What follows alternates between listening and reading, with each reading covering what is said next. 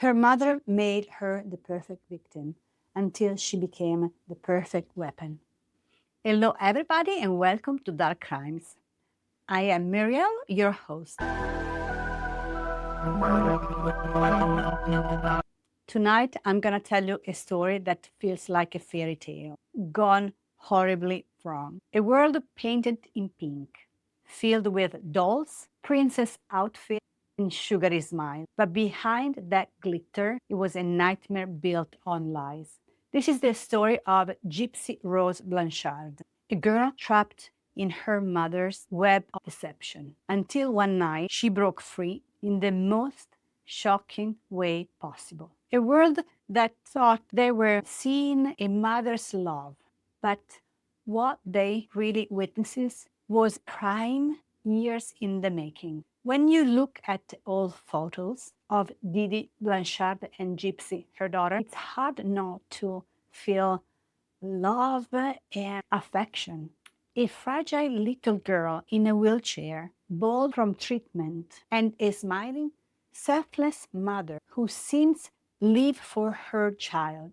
They were the face of the hope. They make the local news with headlines like "Mother battles for her daughter's life." But the truth, it was all a big lie. Didi told everybody that her daughter suffered from many illnesses, and doctors and charities believed her, and the community adored them. Together, they lived in a pink house built by Habitat of Humanity, a gift for a struggling mother and her sick child. But behind those doors, Didi ruled like a queen of control. Gypsy medications filled entire cabinets of pills that she didn't need.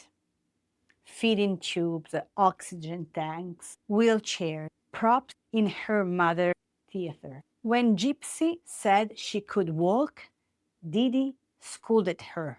When she asked questions, Didi raised her voice. And when Gypsy secretly stood up during the night, she was terrified that her mother could see her. Didi was not protecting her daughter. She was owning her. This was not love. It was a condition called Munchausen by proxy, a psychological disorder where the caregiver fabricates or causes illnesses to gain sympathy and attention. And Didi was a master of that. Imagine growing up thinking that you were dying, that your own body was betraying you because the person you loved the most told you so. Gypsy lived in that prison every day, every hour. She believed she couldn't walk. She believed that her teeth were rotting from medications. She believed her brain was damaged. For more than 2 decades, Didi Blanchard created this horrible illusion. She convinced doctor, family, and the world that Gypsy was a terminal ill patient. But it wasn't just words. Didi built all this story with drugs, medical procedures, and a control so extreme that left Gypsy physical scars and emotional scars. Didi claimed that Gypsy was suffering from leukemia, muscular dystrophy, epilepsy and seizures, asthma and sleep apnea, hearing and vision impairment, brain damage, digestive and chromosomal disorder, severe allergy and feeding issues. In reality, Gypsy had none of that. She was a healthy child, but Didi built a medical record so thick of lies that no one dared question her.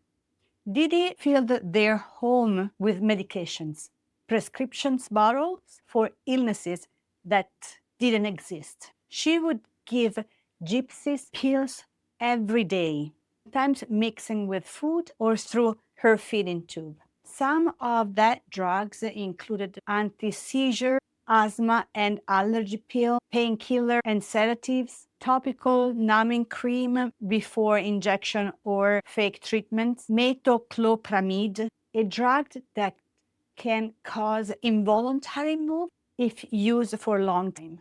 Laxative and sleeping pills. Over the years, this unnecessary medication only caused Gypsy to become very confused, foggy, and dependable, which only reinforced the illusion of illness. This is where Didi's deception turns truly horrific.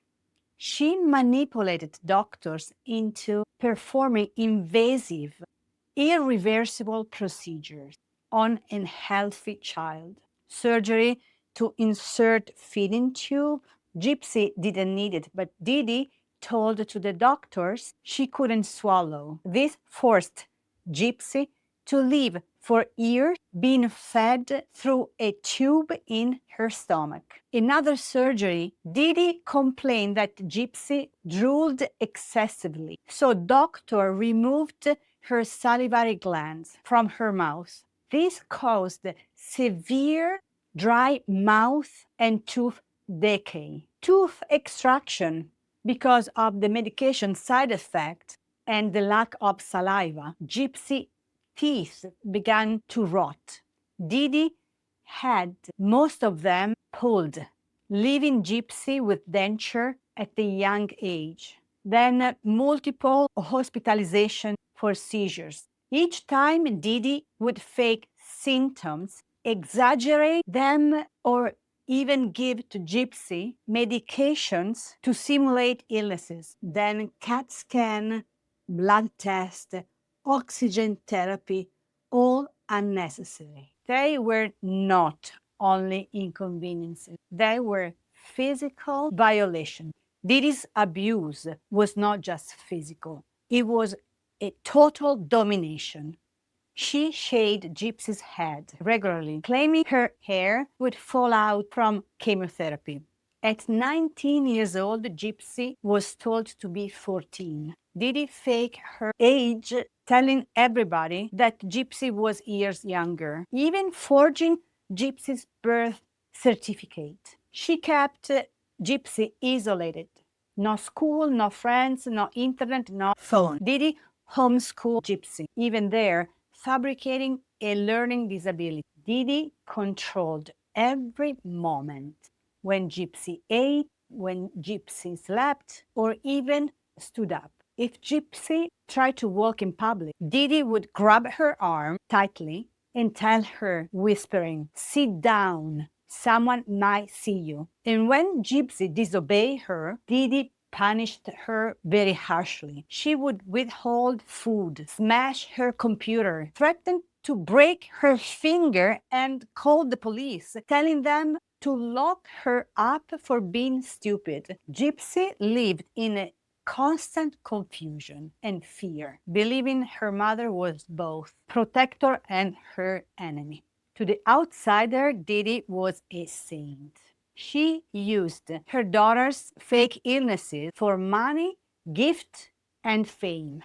Charity trips to Disney World and to give kids the World Village. Donation from Ronald McDonald's house, a habitat for humanity, a home, celebrity meet and greets, and fundraisers. Every act of generosity from the world reinforced Didi's control and Gypsy's silence. Because how could you speak out when everybody around you worshipped your abuser? But not everybody was fooled. Dr. Bernardo Flasterstein noted in Gypsy's chart, "Mother is not a good historian. Suspect Munchausen by proxy. No evidence of muscular dystrophy." He quite reported it to authorities, but nobody followed up. And this is made me very mad, because if authorities would make any action, all of this would not exist. That note could save Gypsy's life and maybe help her mother to resolve her mental illness, but it was ignored.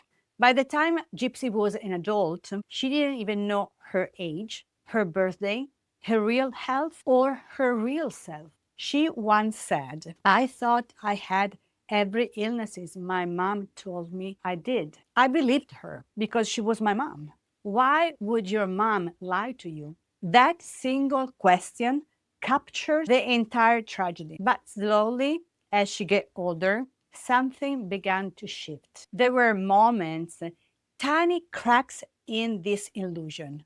Once at a medical appointment, a doctor noted that Gypsy's muscles looked normal, but Didi always found a way to silence the truth. She changed doctors, moved towns, and convinced anyone who doubted her she was the victim of judgmental people. By her later teen, Gypsy started sneaking onto the internet at night in secret. She made friends online, and she realized other girls her age went to school, had jobs, dated, and lived their lives. And she began to wonder, could I do that? She met Nicholas Godejohn in an online chat room. The door to another world opened, a dangerous world she was not ready for. Nicholas was awkward, quiet, and strange, but he listened. He called her beautiful, and most importantly, he believed her. Their secret relationship became her lifeline. And the more she confided in him about her life, the most desperate she became to escape from it. By 2015, Gypsy had reached the edge. She was in her early 20s, but her mother still told her she was 19. Didi kept her documents such as ID, birth certificate, medical files. Every trace of truth was buried under years of lies and kept out of reach of Gypsy. One night, Gypsy typed something that would change everything. Would you kill for me? Nicola said yes. And with that, the plan began. Gypsy saved money secretly. She ordered a knife online and told to Nicola exactly when to come to her house. June 14, 2015 is the night that fairy tale ended and her freedom began. Nicholas arrived in the middle of the night and Gypsy waited in the bathroom with her hands cover her ears. And in the next door, Gypsy Blanchard was stabbed to death. Gypsy later said, I couldn't stand to hear it. I just wanted to be over. Afterwards, they ran away in Wisconsin, posting bizarre message on Facebook. That bitch is dead. The world gasped. Who could kill that loving mother? Who would harm an innocent caregiver? Nobody was prepared for what they were about to learn. Police quickly tracked them down, and what they found shocked everybody. Gypsy was not disabled. She could walk perfectly. She could speak clearly, not with the voice that Didi forced Gypsy to have. And the truth spilled out like poison. Gypsy told the police about years of fake illnesses, forced medications, unnecessary surgeries, and how Didi controlled every part of her life. She said, all I wanted was to be free, and I didn't know another way. As the evidence came in, public opinion shifted overnight. Didi was no longer the angel mother. Gypsy became both killer and victim. Nicholas was charged with first-degree murder and Gypsy with second-degree. But when the truth of her abuse became clear, even prosecutors showed mercy. Gypsy took a plea deal for 10 years in prison. And interviews from behind bars showed Gypsy looked radiant, smiling, calm, and finally at peace. She said something unforgettable. I feel freer in prison than I ever did living with my mother. That sentence summed up her entire existence, because freedom is not always physical. Sometimes it's just the ability to breathe without fear. Gypsy Rose was released from prison in December 2023. She stepped into a world that had turned her story into a media store. Documentaries, movies, podcasts, interviews, this video. After 8 years in prison, Gypsy walks out, finding outside many reporters shouting her name, cameras, flashes, and many people just wanting to know her story from her. She smiles, but behind that smile is another kind of cage, silent, invisible, and maybe even more dangerous than the one she just left. Because after a lifetime controlled by her mother and years controlled her by the system, freedom can be terrifying. In the same year, Gypsy marries Ryan, a teacher met while she was in prison, and finally living her own story. But in reality, after years of silence, Gypsy must learn how to use her own voice, and every choice, every word become a test. How do you build a future when your entire life was built on lies? The world doesn't stop watching her. Every photo, every post, Gypsy is no longer just a person. She is a symbol. For some, she is a perfect victim. For others, an unpunished killer. And somewhere in between stands a woman trying to figure it out who she really is, beyond the labels, beyond that past. And then a new life begins. On December 28th, 2024, exactly 1 year after her release, Gypsy gives birth to a daughter, Aurora, with her partner, Ken Urker. Aurora becomes a symbol of hope. She's a promise. I will not be like my mother, she said. Yet, the question lingers in the shadow. Can she truly escape the cycle of her past and become a mother that she never had? Therapy, reflection, healing. Gypsy speaks of growth, not through other people's forgiveness, but through her own. Gypsy Rose Blanchard had lived her entire life in prisons, one built by her own mother, one enforced by law, and one she must now break from within. Today, she holds her daughter in her arms and a new life born from a dark legacy. She's not longer the sick child, not longer the guilty girl. She is a mother, a woman who walks on a fragile line between guilt and redemption. And maybe the real question is not whenever Gypsy has changed, but whether if the world will ever let her live her life. She was a product of trauma so deep that it blurred every line between right and wrong. It's easy to say she should have run away from her mother. But where do you run when you have never been taught what freedom even means? Gypsy's greatest punishment was not the prison. It was growing up in a world built entirely on lies. This case is not just about a crime. It's about a system that failed to see the signs. Doctors can ask enough questions, and the girl who believed everything her mother told until she killed her. It's a very sad story because it could be prevented. And this is the end of this video and my interpretation of the painful story of Gypsy Blanchard. Thank you for watching. I am Muriel, yes, with my Italian accent, and this is Dark Crimes. And if you find this story interesting as I did, subscribe and leave a like. And join me next Wednesday for another real story of a woman who crossed the line and what drove her there. Thank you for watching and see you next week. Bye-bye.